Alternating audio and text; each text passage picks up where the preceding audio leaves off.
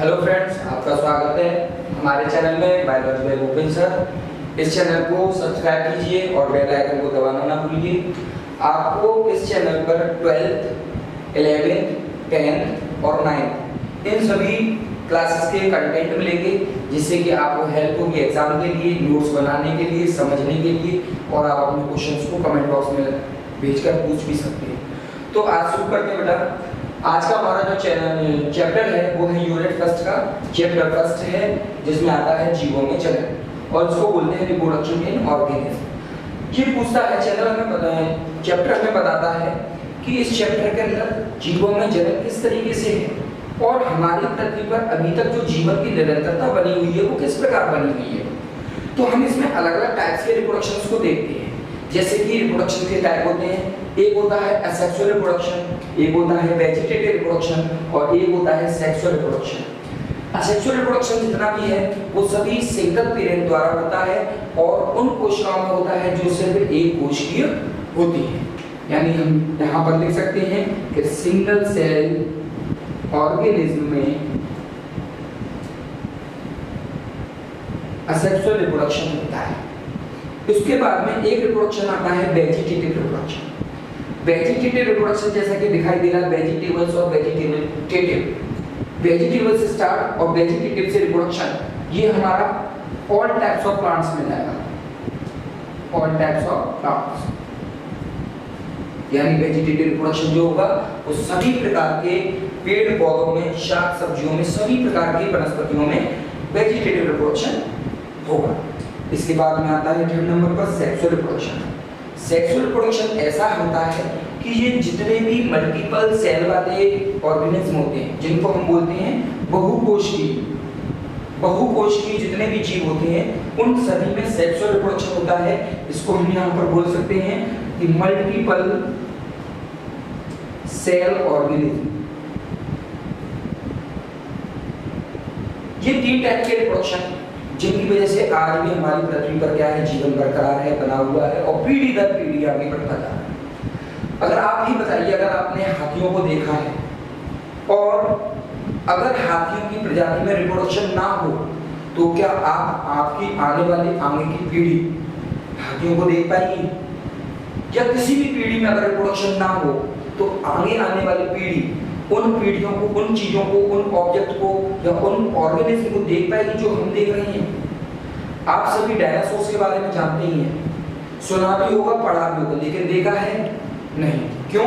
क्योंकि डायनासोर्स एक ऐसी कंडीशंस में चले गए जहां वो बच नहीं पाए और उनमें रिप्रोडक्शन जारी नहीं रह पाया, जिसकी वजह से उनकी प्रजाति बिल्कुल विलुप्त हो गई। और हमारी पृथ्वी पर ऐसे बहुत से पेड़ पौधे हैं, जीव जंतु हैं जो अब विलुप्त हो चुकी है, जिनमें रिप्रोडक्शन की क्षमता खत्म हो गई है, जो रिप्रोडक्शन नहीं कर सकते, उनकी आगे की पीढ़ी नहीं आई और हमने उनको पहले देखा था, अब हम बिल्कुल उन्हें नहीं देख पा रहे। तो इसी प्रकार जीवन की निरंतरता को पृथ्वी पर बनाए रखने के लिए रिप्रोडक्शन आवश्यक होता है, जो कि तीन प्रकार का होता है: असेक्सुअल रिप्रोडक्शन, सेक्सुअल रिप्रोडक्शन और वेजिटेटिव रिप्रोडक्शन। इन रिप्रोडक्शन के कुछ टाइप्स भी होते हैं, उनको हम देखते हैं, सुनते हैं, पढ़ते हैं, और सभी अगर आप नोट करना चाहें तो आप नोट भी कर सकते हैं। तो ध्यान देंगे इस जगह पर।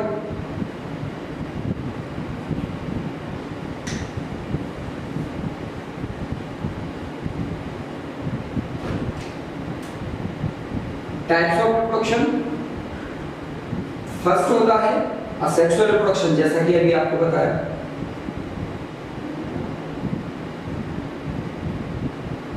और सेकंड होता है वेजिटेटिव, ये प्लांट्स में होता है, जितने भी प्लांट हैं सभी में होगा। और एक होता है सेक्सुअल रिप्रोडक्शन, ये जितने भी मल्टीपल सेल के ऑर्गेनिज्म होते हैं, जितने भी जंतु होते हैं, उन सभी में सेक्सुअल रिप्रोडक्शन होता है। अब यहाँ पर आते हैं असेक्सुअल रिप्रोडक्शन के टाइप्स पर। तो असेक्सुअल रिप्रोडक्शन जो होता है वो 4 टाइप्स का होता है। अगर आप हिंदी में चाहते हैं तो हिंदी में भी साथ के साथ लिखते जाएंगे, आप नोट कर सकते हैं। फर्स्ट होता है अलैंगिक जनन, सेकंड हमारा कायिक जनन, और थर्ड होता है लैंगिक जनन। अलैंगिक जनन जो होते हैं वो 4 टाइप्स के होते हैं। फर्स्ट होता है विखंडन, सेकंड होता है मुकुलन, थर्ड होता है खंडन और फोर्थ होता है बीजाणुजनन।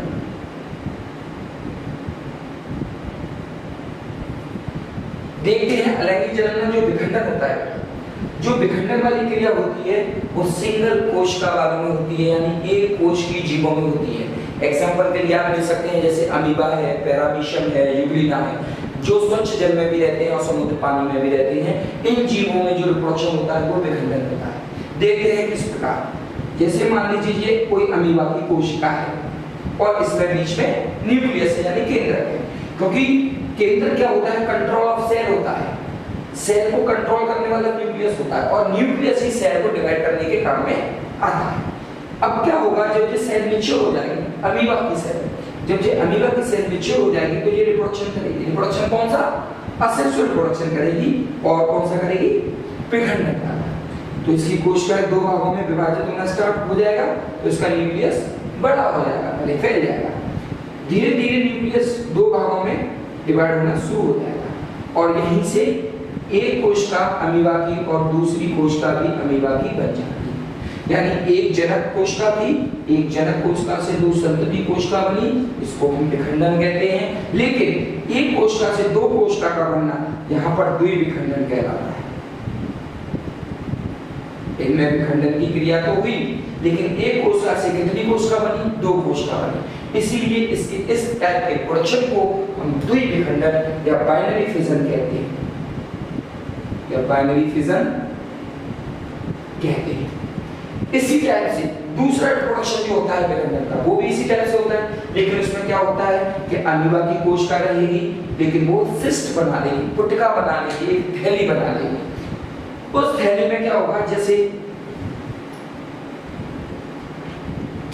जो अमीबा है इसका न्यूक्लियस क्या करेगा, डिवाइड हो जाएगा बहुत सारे पार्ट्स में, मान लेते हैं 7 पार्ट्स में डिवाइड हो गया और इसने क्या बना लिया, ऊपर सिस्ट बना दी, इसको हम बोलते हैं पुटिका। क्या बना लिया, सिस्ट बना लिया, पुटिका बोलते हैं। और ये अमीबा की सेल है। द्विविखंडन भी हो सकता है और जो सेकंड वाला है हमारा बहुविखंडन, ये भी हो सकता है, इसको कहते हैं मल्टीपल फिजन। Multiple fission. अब यहाँ पर जो पुटिका बनेगी तो हर न्यूक्लियस से एक एक अमीबा भी बनेगा,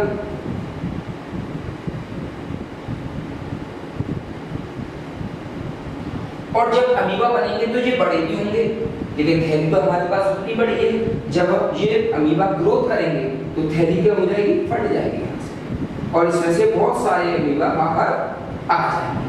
तो इस टाइप का जो रिप्रोडक्शन होता है उसको हम बहुविखंडन कहते हैं। अगर आप देखना चाहें तो देख सकते हैं, ठीक है, और आप ड्रॉबैक करना चाहें तो ड्रॉबैक कर सकते हैं। सेकंड आता है हमारा मुकुलन। विखंडन हमारा हो गया, सेकंड आता है मुकुलन। ये भी समुद्री जीवों में होता है, एक कोशिकीय जीवों में होता है, और जितने भी क्या कहते हैं एक जनक से उत्पन्न होते हैं उनमें मुकुलन वाली क्रिया होती है। जैसे कि हम अगर एक रोटी लेते हैं और एक रोटी को भिगो देते हैं और उसको एयर टाइट ढक्कन में रख देते हैं जिसमें हवा नहीं आता है, और उसको आप कुछ दिन बाद खोल कर देखते हैं टिफिन को या उस बॉक्स को, तो उस बॉक्स के अंदर जो रोटी होगी उस पर पूरे पर फंगाई लग गई होगी।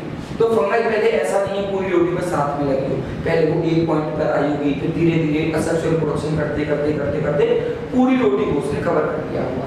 तो जैसे अमीबा में रिप्रोडक्शन आपने पढ़ा था विखंडन में, इसी टाइप से यीस्ट कोशिका एक होती है। यीस्ट कोशिका जो होती है इसके ऊपर एक बड़ी निकलती है, इसको बड बोलते हैं, इसको बड बोलते हैं। जो उभार निकलता है इसको बड बोलते हैं। जब ये वृद्धि करता है तो ये बड क्या है, नीचे टूट कर गिर जाता है और नई संतति बना लेता है। तो इसका यहाँ से यहाँ पर आना बडिंग कहलाता है। बड का यानी उभार का मैच्योर होकर टूट कर अपनी जनक संतति से अलग होकर नई संतति बनाना, उसको हम बडिंग कहते हैं। इस क्रिया को हम मुकुलन भी कहते हैं, और बड को हिंदी में मुकुल कहते हैं और बडिंग को मुकुलन कहते हैं। इसी प्रकार एक और जनन होता है, एग्जाम्पल के लिए आएंगे हाइड्रा में।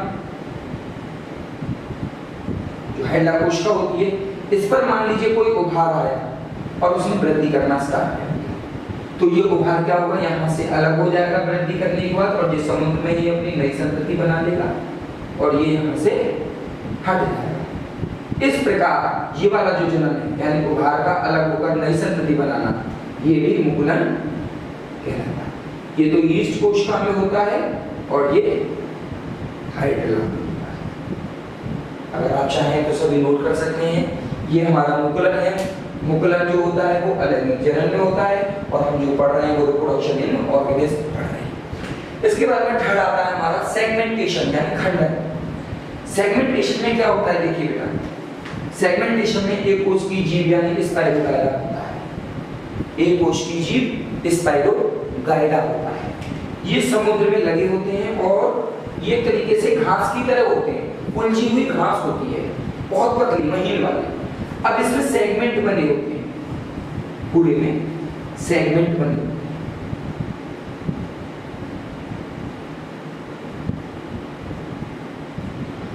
समुद्र में ये काफी बड़े हो जाते हैं, 1-1 मीटर 2-2 मीटर के हो जाते हैं। अब जब ये बड़े हो जाते हैं तो समुद्र में लहरें भी चलती रहती हैं। तो जब लहरें चलती रहती हैं तो इनके कुछ ना कुछ सेगमेंट क्या है, ब्रेक हो जाते हैं, टूट जाते हैं। कुछ ना कुछ सेगमेंट टूट जाते हैं और ये सभी सेगमेंट ताप यानी टेम्परेचर और भोजन यानी फूड, इन दोनों की प्रेजेंस में न्यू संतति बना देते हैं। इसको हम कहते हैं खंडन, यानी प्रत्येक सेगमेंट से एक नई संतति का बनना। और आपको बताते हैं स्टूडेंट्स कि गन्ने की खेती जो होती है वो भी सेगमेंट से ही होती है, यानी गन्ने के जितने भी इंटरनोड्स होते हैं उनको काट लिया जाता है, कलेक्ट कर लेते हैं और उसको क्यारी बनाकर, मिट्टी की क्यारी बनाकर उसमें छोड़ दिया जाता है और उसको मिट्टी से दबा देते हैं और उसी में से कलिका निकलकर पूरा गन्ना दोबारा से बन जाता है।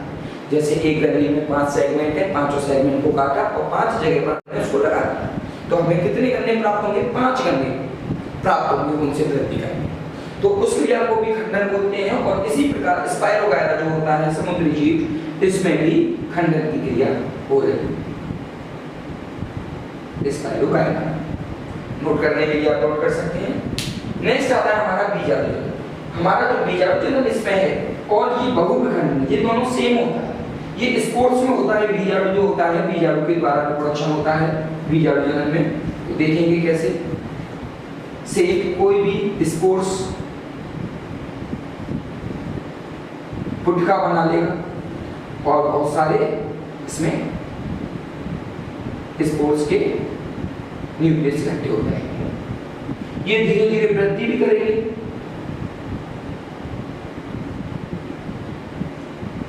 वृद्धि करेंगे तो पुटका में समा नहीं पाएंगे तो पुटका जाएगी और इसमें से सभी स्पोर्ट्स बाहर निकल आएंगे। तो इस टाइप का जो रिप्रोडक्शन हो रहा है इसको हम कौन सा रिप्रोडक्शन बोलते हैं, बीजाणु जनन बोलते हैं। बीजाणु जनन वाला रिप्रोडक्शन। इस प्रकार हमने अलैंगिक जनन में विखंडन, द्विविखंडन, बहुविखंडन, मुकुलन, खंडन और बीजाणु, इन चारों टाइप्स के रिप्रोडक्शन को हमने पढ़ा, समझा।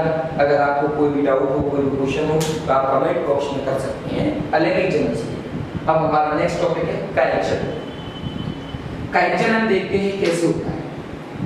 कायिक जनन जो होता है वो सभी प्रकार के प्लांट्स में होता है। ये 2 प्रकार से होता है, प्राकृतिक और एक कृत्रिम। प्राकृतिक और कृत्रिम। प्राकृतिक जो होता है वो तो नेचुरली होता है, उसमें किसी के हस्तक्षेप की आवश्यकता नहीं होती, जैसे जंगलों में, वनों में, झरनों के पास, पहाड़ों पर प्राकृतिक रिप्रोडक्शन जो होता है कायिक जनन वो अपने आप होता है। लेकिन कृत्रिम में क्या होता है कि जब हम ज्यादा पूंजी कमानी होती है, ज्यादा पैसा कमाना होता है, तो हम क्या करते हैं, प्राकृतिक रिप्रोडक्शन का यूज करते हैं प्लांट्स के अंदर, जिससे कि हम एक प्लांट से 2 से 4 से 6 प्लांट्सों को बना सकें, ज्यादा से ज्यादा प्लांट्सों को बेच सकें, उनसे हमें पैसा अर्न होता है और आर्थिक संपन्नता आती है। तो कृत्रिम जो होता है वो अलग टाइप्स का होता है। सबसे पहले देखेंगे प्राकृतिक वाला। तो प्राकृतिक वाला जो होता है वो जड़ द्वारा हो सकता है, तने द्वारा हो सकता है और स्तंभ द्वारा हो सकता है और पत्ती द्वारा भी हो सकता है। बाई रूट भी होता है, बाई स्टेम भी होता है, बाई स्टॉक भी होता है और बाई लीफ भी होता है। तो सबसे पहले देखेंगे जड़ों का। अगर किसी भी प्लांट की जड़ को मिट्टी में छोड़ दिया जाए और ऊपर से काट लेंगे तो वो धीरे धीरे क्या है, उस पर से बडिंग निकल आती है, कलिकाएं निकल आती हैं, तो वो ग्रोथ करके दोबारा से प्लांट, नया प्लांट बन जाता है। तो जड़ द्वारा रिप्रोडक्शन तो इजीली है, नेचुरली आप देख सकते हैं, अपने घर पर भी देख सकते हैं और अपने जंगलों वगैरह में भी देख सकते हैं और हमारे चैनल पर भी देख सकते हैं। तने द्वारा जो रिप्रोडक्शन होता है ये 4 टाइप से होता है। तने द्वारा रिप्रोडक्शन 4 टाइप से होता है, कंद, प्रकंद, घनकंद और शल्ककंद। 4 कंद वाला रिप्रोडक्शन जो होगा वो आलू में होता है, यानी आलू में आंखें पाई जाती हैं। आलू को अगर मिट्टी में दबा दिया जाएगा तो उसकी आंखों में से क्या है, कलिका बडिंग निकल आएगी और उससे नया प्लांट बन जाएगा। प्रकंद अदरक में होता है। अदरक में इंटरनोड पर जड़ें होती हैं, छोटे छोटे रेशे पाए जाते हैं और उन जड़ों को अगर मिट्टी में 36 दबा दिया जाएगा, यानी ऐसे सब दबा दिया जाएगा तो उसमें उसकी जड़ों में से भी प्लांट बन जाएंगे और न्यू प्लांट बन जाएंगे। तो इसको हम प्रकंद द्वारा यानी अदरक में और हल्दी में ये वाला रिप्रोडक्शन होता है। इसके बाद में आता है घनकंद। ये अरबी में होता है। आपने अरबी भी देखी होगी, अरबी के ऊपर बहुत सारी रूट्स होती हैं। अगर अरबी को आप दबा देंगे तो अरबी में से पत्ते ऊपर आ जाएंगे, जड़ें नीचे चली जाएंगी और बीच में जो अरबी है वो तने के रूप में वहां पर बनी रहेगी, उससे नए पौधे भी बन जाते हैं। शल्ककंद जो होता है वो प्याज और लहसुन में आता है, प्याज और लहसुन में आता है।